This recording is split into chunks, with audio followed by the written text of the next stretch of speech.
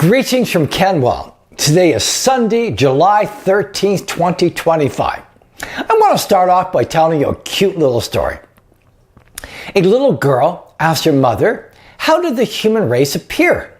The mother answered, "God made Adam and Eve, and they had children, and so was all mankind made." 2 days later, the girl asked her dad the same question. The dad answers, "Many years ago, there were monkeys from which the human race evolved." The confused girl returned to her mother and said, "Mom, how is it possible that you told me the human race was created by God, and Dad said they developed from monkeys?" The mother answered, "Well, dear, it is very simple. I told you about my side of the family, and your father told you about his." I hope you like this little story.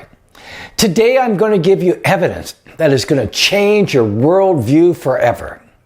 Your worldview is the lens through which you see and interpret the world around you. I want to start off by looking at this little video clip about the inner workings of the cell. Here we're looking at a microtubule, which is much more complex, but it too assembles and disassembles in some truly remarkable ways. These structural elements also serve as highways that motor proteins use to drag, for example, vesicles. These vesicles are full of proteins and other macromolecules that are distributed throughout the cytoplasm of the cell. These foot-like proteins that you saw in the video are called kinesin, and they are masterpieces of microengineering. Kinesins are miniature motorized machines that transport cargo from one place within the cell to another. They are just absolutely incredible to watch. They walk 1 foot in front of the other. When kinesin, when kinesin take 100 steps along the microtubules, which are the green hollow tube-like structures, it takes them 1 second. Wow, that's incredibly fast. This little video shows that the cell is one of the greatest engineering feats in the world. The cell is not merely a factory, but in fact, it is far more complex, information fused, and communicative than any factory we ever envisioned. Evolutionists tell us that the cell formed by random, unguided chance. I want to put it this way. Behind every factory, there is somebody who has organized it. Also, in this factory is DNA. Along the interior of the double helix of DNA are 4 chemical subunits that have been given the letters A, C, G, and T. These literally function as alphabetic characters in a written language, or they can be described as digital characters in a section of machine code. They have the function of typographic characters in a section of text. That's what is called today sequence hypothesis.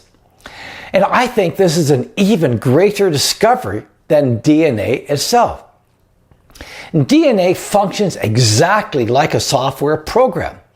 Bill Gates states, "Human DNA is like a computer program, but far, far more advanced than any software ever created."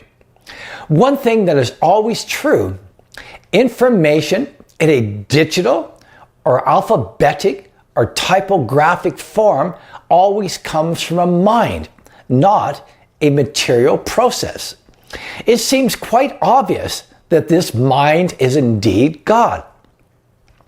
But still, most scientists believe in materialism, i.e., there is no God and everything can only come from random, unguided chance.